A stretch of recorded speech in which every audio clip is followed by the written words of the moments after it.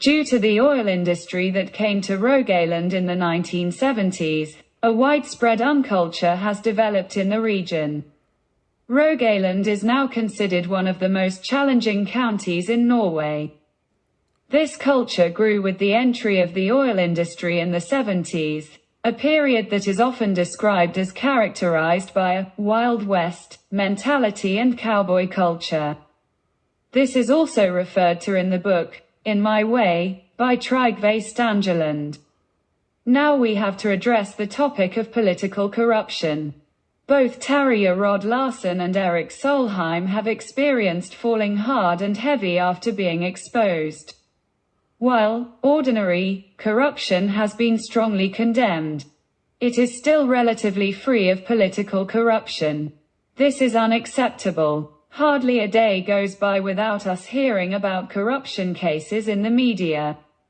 According to the media analysis tool Retriever, corruption is mentioned more than 126,000 times in the Norwegian media in the period 2013 to 2023. Most people are therefore quite familiar with the concept of corruption and what it entails. On Økokrim's website we find the following definition of corruption. The concept of corruption in criminal law includes bribing or accepting bribes in the form of money, gifts or services. It is not an unambiguous term, and in its broadest sense also includes influencing others to carry out their work in a certain way, so-called influence peddling. Political corruption, on the other hand, is far less well known. It is nevertheless no less serious, because political corruption encompasses how society's most powerful, the political top echelon, act to promote their own interests at the expense of others. Political corruption can be defined as abuse of public power to achieve private or political gain. Nevertheless, political corruption is only mentioned 835 times in the Norwegian media in the period 2013 to 2023. For every time political corruption is mentioned, corruption has therefore been mentioned around 150 times. Unfortunately, there are quite a few examples of political corruption in Norway. This shows how politicians use their power to achieve political and private benefits at the expense of society.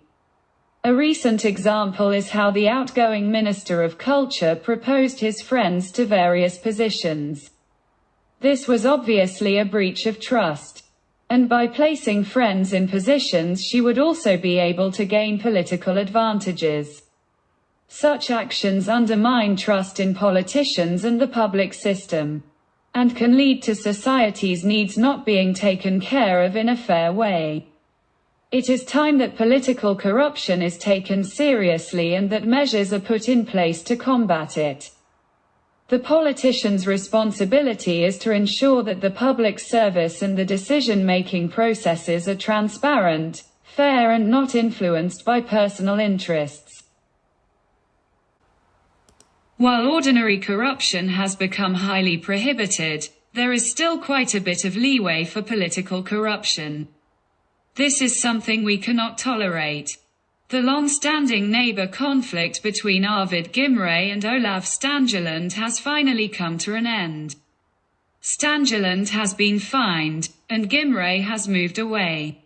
Ownership of a barn, property boundaries, and banners against wind power have been central to the unique dispute between Gimre and Stangeland. Stangeland, one of the most notorious figures in Norway, is involved in organized economic crime, utilizing the entire public administration in Rogaland. Stangeland's machinery company is the most controversial in Norway, with several lives lost.